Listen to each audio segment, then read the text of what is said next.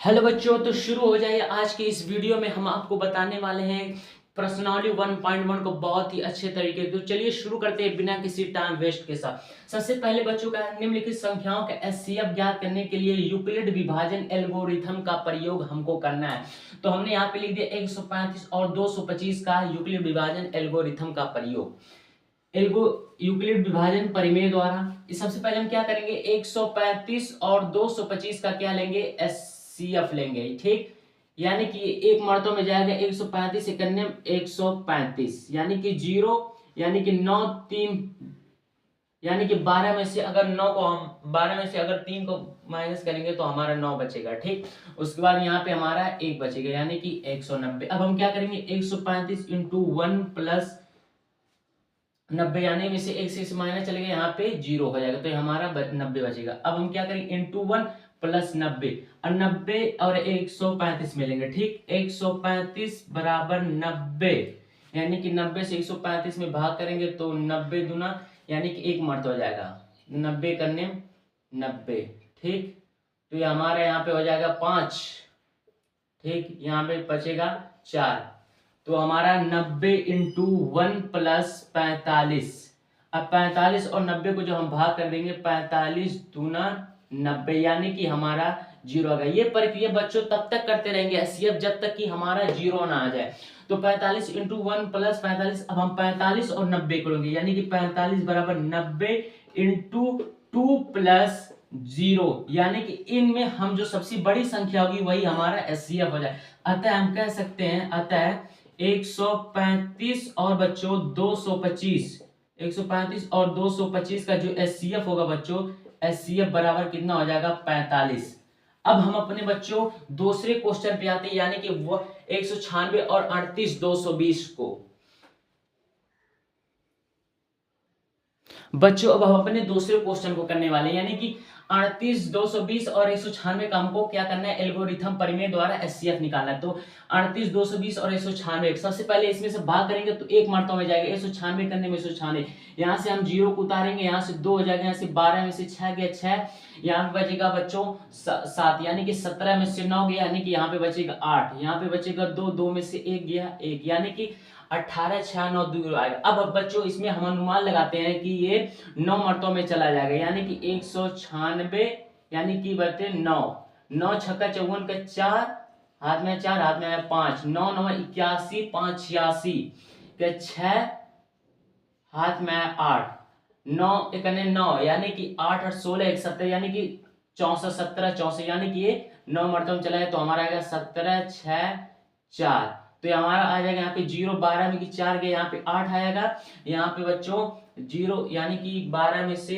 अगर हम 4 को माइनस, यहाँ पे 0 हमारा यहाँ पे उतर गया, 12 में से 4 गया 8, यहाँ से 15 में से 6 गया 9, यहाँ पे से 0, यानी कि हमारा 980 आएगा। अब बच्चों 196 को अगर 9 से 80 में भाग करें तो हमारे हिसाब से ये 5 मर्तबा में चला जाएगा। तो ये हमारा अगर करके देख सकते हैं, 196 इंटू 5, यानी 9 पचे 45 का 5, हाथ में है 4, यानी कि क्या मर्तबा में जाएगा, 196, 6 पचे 30, सॉरी 6 पचे 30 का 0, हाथ में है 3, 9 पचे 45, 3 48, 8, हाथ में है 4, 5 के 5 5 4 9, यानी अच्छे तरीके से हमारा 5 मर्तों में चला जाएगा।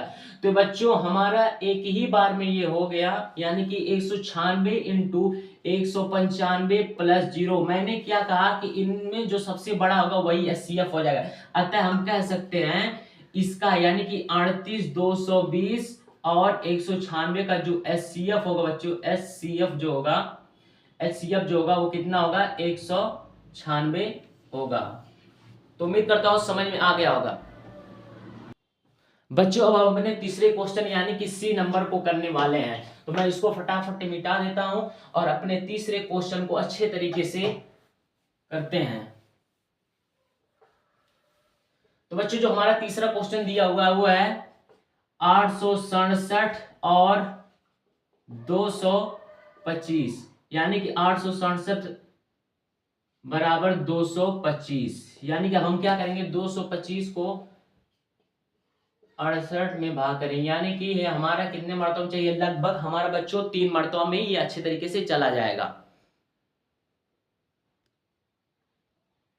तो बच्चों ये हमारा कितना 3 मरतबा चला है। तो हम करके देख सकते हैं 225 इंटू 3 यानी कि 3 पचे 15 का 5 हाथ में 3 दूनी 6 1 7 3 दूनी 6 यानी कि 675।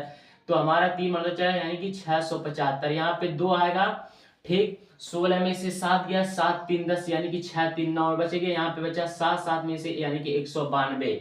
तो बच्चों इस तरीके से हम कर सकते हैं 225 इंटू 3 यानी कि 3 पचे 15 का 5 हाथ में आया 1 3 दूनी 6 1 7 3 दूनी 6। तो ये हमें भाग किया 2 बचा यहाँ पे 16 में के 9 यहाँ पे बचा बच्चों 7 7 में से 6 यानी कि 225 इंटू 3 प्लस 192। इस तरीके से हम करते चलेंगे। तो बच्चों इस तरीके से जो हमारा 3 मरतबा चला गया यानी कि 255 इंटू 3 3 पचे 15 5 हाथ में आए 3 दूनी 6 यानी 6 हो जाए 3 दूनी 6 1 7 यानी कि 603 हो जाएगा 765। अब 5 में से 2 गया बच्चों यहाँ पे 2 आएगा 7 में से 5 को घटाएंगे 2 यहाँ पे हमारा 0 यहाँ पे हमारा 1 आएगा यानी कि 255 इंटू 3 प्लस 102। अब हम क्या करेंगे 255 और 102 मिलेंगे यानी कि 255 इक्वल टू 102 यानी कि अब हम भाग करेंगे 102 इक्वल टू 255 यानी कि बच्चों कितने मरतबा चला ये 2 मरतबा चला जाएगा यानी 102 दूनी कितना हो जाएगा 2 दूनी 4 2 दूना 0 2 204। तो ये हमारा कितना मरतबा चला जाएगा 2 मरतबा में। तो इसे मैं मिटा देता हूं और ये हमारा 2 मरतबा चला यानी कि 102 दूनी 2 दूने 4 2 0 0 2 दूना यानी 204। तो हमारा ये हो जाएगा दूनी 204 यानी यहाँ पे बचे 1 यहाँ पे बचा 5 यहाँ पे 51। अब क्या करेंगे 102 इंटू 2 प्लस बच्चों 51। अब हम क्या करेंगे 102 और 51 मिलेंगे यानी कि 102 बराबर 51 यानी कि 51 दूनी बच्चों हमारा 102 हो जाएगा 51 दूनी 102 जो हमारा अच्छे तरीके से वैल्यू आ गया जिसे हम जीरो की तलाश की।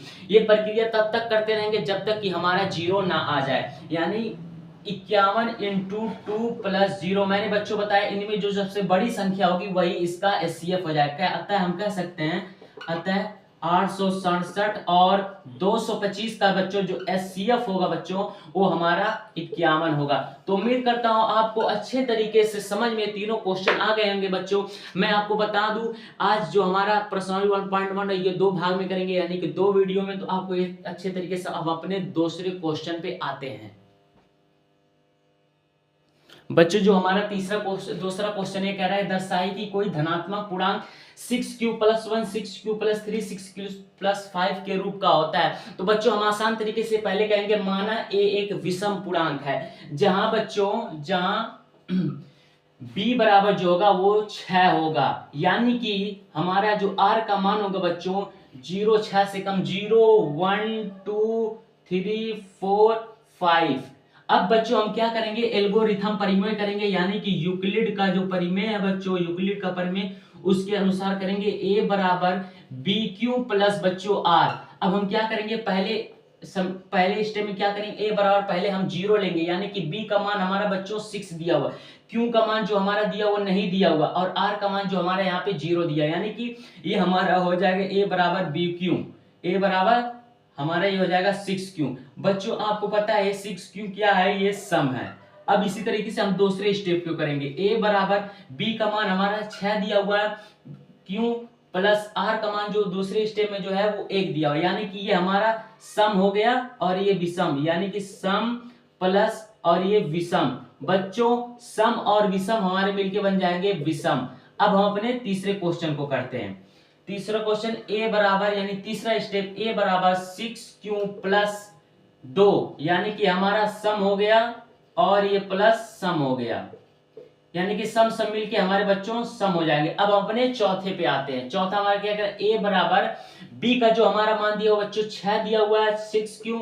अब हम पहले 2 ले लिए अब तीसरे को लेंगे यानी कि हमारा विषम हो गया सम ये सम और विषम यानी कि हमारा हो जाएगा विषम। अब पांचवे पे आएंगे यानी कि a बराबर 6q + 4 यानी कि ये सम और सम यानी कि ये मिलके सम हो जाएंगे। फिर छठवें पे आएंगे यानी कि a बराबर 6q + ये 5 यानी कि बच्चों ये हमारा सम है और ये हमारा क्या है विषम है यानी कि सम और विषम मिलके हमारा क्या हो जाएगा विषम होगा। तो उम्मीद करता हूं आप अतः कह सकते हैं यहाँ पे लिख सकते हैं अतः समीकरण 1 2 3 4 5 6 से स्पष्ट है कि कोई भी धनात्मक पूर्णांक 6q+1 6q+5 के रूप का होता है। तो उम्मीद करता हूं आपको ये समझ में आ गया होगा, काफी आसान। अब हम अपने तीसरे क्वेश्चन पे आते हैं बच्चों। मैं जो तीसरा क्वेश्चन बोर्ड पे यानी कि व्हाइट बोर्ड पे नहीं लिखूंगी, वो बहुत ज्यादा लंबा, आप एनसीईआरटी की किताब में पढ़ सकते हैं। बहुत ही आसान तरीके से हम निकालने वाले तीसरे क्वेश्चन को। बच्चों ये जो हमारा तीसरा क्वेश्चन है, इसमें हमको कुछ करना ही नहीं है। इसमें परेडों की जो संख्या दिया हो बच्चों 616 और आर्मी की संख्या 32। इसमें हमको स्तंभों की संख्या नहीं, तो इसमें हम क्या करेंगे बच्चों, यूक्लिड विभाजन परिमेय लगाएंगे। यानी कि यूक्लिड विभाजन परिमेय के द्वारा हम एचसीएफ निकालेंगे। यानी कि 616 बच्चों आपको पता है बड़ा है 32, तो हम क्या करेंगे 616 बराबर 32। अब 32 और 616 का हम भाग करेंगे तो यानी कि ये एक मर्तबा, यानी कि 32 एकन्यम 32, यानी कि 6 हो जाएगा। यहाँ पे 11 में से 2 यानी कि 9, यहाँ पे बचा बच्चों 5 में से 3 के बच्चों 2। ठीक, यानी कि इस तरीके से हमारा 6 हो गया, 32 एकन्यम, यहाँ से 11 में के 2 गया 9 2 11, यहाँ पे बचा बच्चों 5 में की 3 के बच्चों 2, यानी हम कह सकते हैं 32 × 1 + 296। अब 32 और 296 में लेंगे, लेकिन अभी हम इसको नहीं लेंगे क्योंकि अभी हमारा पूरा भाग चला जाएगा। यानी कि 32 5 यानी कि 32 कितना मरतबा चलाएगा, 9 × 27, 9 × 27 यानी 7 मरतबा बच्चों चला जाएगा। 32 7 7 × 14 का 4, हाथ में 1, 7 × 21 1 22, यानी कि 224 और करके देख लेते हैं 8 8 × 16 का 6, 8 × 24 1 25, यानी कि 256, यानी कि कितना मरतबा चल 3 के 3 3 6 3 3 3 12 3 5 15 3 6 18 3 से 21 3 9 27। बच्चों इस तरीके से ये 9 मरतबा में जाएगा। 9 मरतबा में हम करके देख भी सकते हैं। 9 मरतबा 9 दूना 18 का 8, हाथ में 1, 9 × 27 1 28, यानी कि 260, यानी कि 9 मरतबा में जाएगा 288। अब हमारा कितना बचेगा 88 और 2 90, यानी कि 90 हमारे यहाँ पे बच जाएगा 8, यानी कि 32 इंटू इसको हम मिटा के यहाँ पे लिख दिए 32 × 19 प्लस बच्चों 8।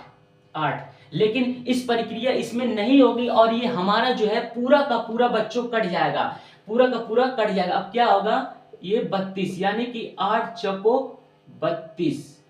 ठीक, यानी कि जो स्तंभों की संख्या होगी बच्चों 5 होगी। अब किस तरीके से मैं बताता हूं, 616 के हमने भाग दिया, इसमें 32 में इंटू 19 आया, प्लस बच्चों हमारा कितना आया 200, कितना आया 96। तो इस तरीके से मैं बच्चों आपको बताता हूं डिटेल से, अच्छे तरीके से। जो अगर आपको कंफ्यूज थोड़ा सा भी हुआ है तो कोई दिक्कत नहीं, फिर से मैं बताता हूं। यानी कि 616 बड़ा है 32 से। अब हम क्या करेंगे 616 भागे 32। अब 32 को जब इससे हम भाग करेंगे 616 से बच्चों तो हमारा एक मरतबा में जाएगा, यानी कि 32 हो जाएगा। यहाँ पे 6, 11 में से 2 को करेंगे 9, यहाँ पे कितना है 5 में से 3 के बच्चों 2। अब ये हमारा कितना 9 मरतबा में जाएगा, तो कितना हो जाएगा 9 दूना 18 का 8, हाथ में 1, 9 × 27 1 28, यानी कि हमारा हो जाएगा 288। 88 2 90, यानी कि 6 2 8, यहाँ पे हमारा 8 हो जाएगा। अब हम क्या करेंगे 32 × 19 प्लस हमारा कितना आ जाएगा यहाँ पे 8।